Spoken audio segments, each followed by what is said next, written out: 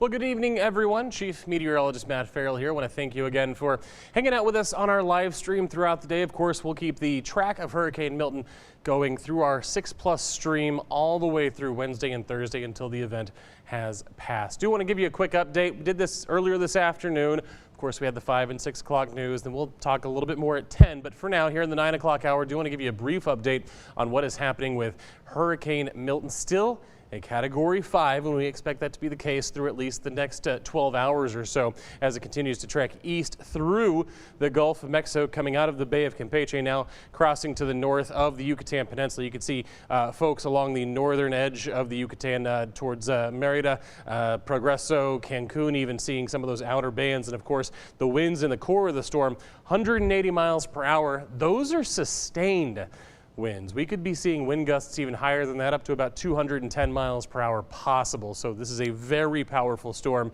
This is not something to be messed around with. And of course, earlier we talked about the central pressure of the storm. It was at about 905 millibars. You can see that even has dropped to 897. So now a lower central pressure than what Katrina had when it made landfall back in New Orleans back in '05. So that's what we're dealing with right now, a very powerful storm here. Again, affecting parts of the Yucatan.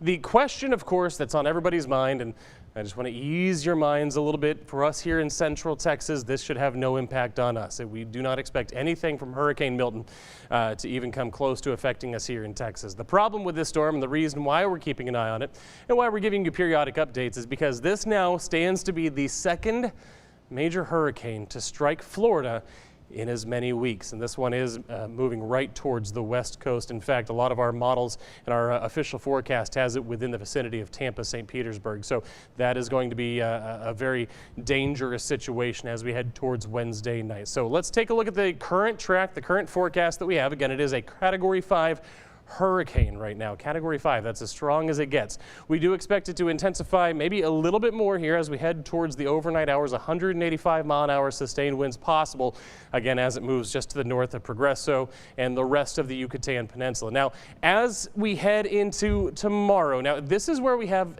a little bit of good news. It's a mixed bag of good news, really, because we're going to watch the storm sort of kind of cycle back just a little bit. It's moving into an environment that's not super conducive for hurricane development, so it's going to drop in intensity just a little bit. The problem is it is so strong, it is so powerful, that even if it breaks down a little bit, it's still going to be very dangerous once it makes landfall. So you can see here, as we move towards Wednesday afternoon, early afternoon, we see it down to a Category 4 now with sustained winds of 145 miles per hour. But again, you see our forecast track. And again, as we get closer and closer to Wednesday, that cone of uncertainty shrinks and shrinks as we get a little bit more confident in where we think this storm is going to head. As it stands right now, as we get towards Wednesday evening, that cone of uncertainty extends basically from the Everglades all the way up through the Big Bend. So that is kind of our area of potential landfall. But again, our forecast track right now does bring it straight up through Tampa. And if that is the case, that is going to be a problem, because you can see winds still at 125 miles per hour. Lots of condos along the shore. Lots of recreational beaches there in that area, lots of docks, lots of piers, lots of boats, and of course a lot of homes and businesses just blocks away from the beach. So as we see these winds and the potential storm surge, which we'll talk about here in just a second, that could cause many issues for the folks in Tampa and St. Petersburg, because this looks to be, again, a very powerful storm, 125 mile per hour winds. Now, this storm now, again, our forecast right now does have it tracking right up through the I-4 corridor.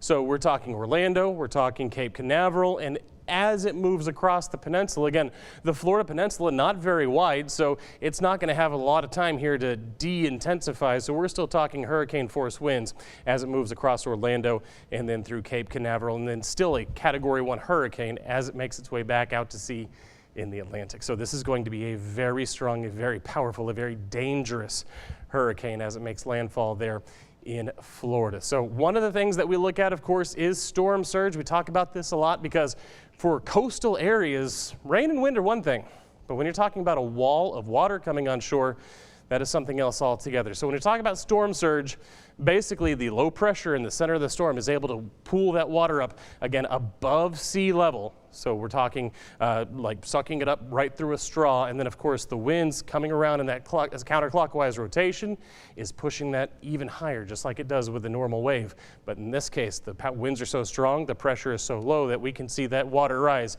up to 12 feet plus above sea level. And that's what we're looking at right there in Tampa down through Fort Myers.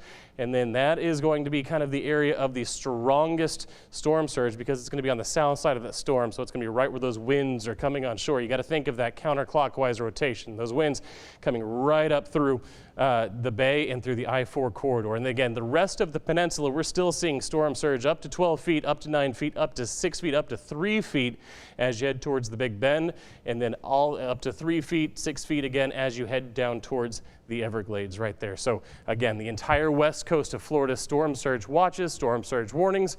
Most of the state under hurricane watches, hurricane warnings as well, because again, this thing's going to track across the peninsula and it's not going to lose enough energy. So if you're in Orlando, Cape Canaveral, or if you have family in those areas, they are going to be impacted by hurricane force winds. So that is one of the problems. The other problem, of course, will be the rainfall. So in Tampa itself, we're looking at potentially 7 to 10 inches. And then further inland, we're talking 5 to 7 inches still. And then as it starts to get back out into the Atlantic, pick up a little bit more moisture. Again, those 7 to 10 inches possible there for Cape Canaveral and those surrounding areas. Even down in the Everglades, even towards South Florida and Miami, still talking the potential of 2 to 5 inches. So a very powerful storm is coming in towards Florida. If you have family out there, encourage them to heed those evacuation mandates because this is going to be a very dangerous, very powerful storm when it makes landfall. But that is the latest on Hurricane Milton. Of course, we'll have more on 6 News at 10, which of course will be streaming live on our 6 Plus app as well. For now, I'm Chief Meteorologist Matt Farrell, hoping you have a great night.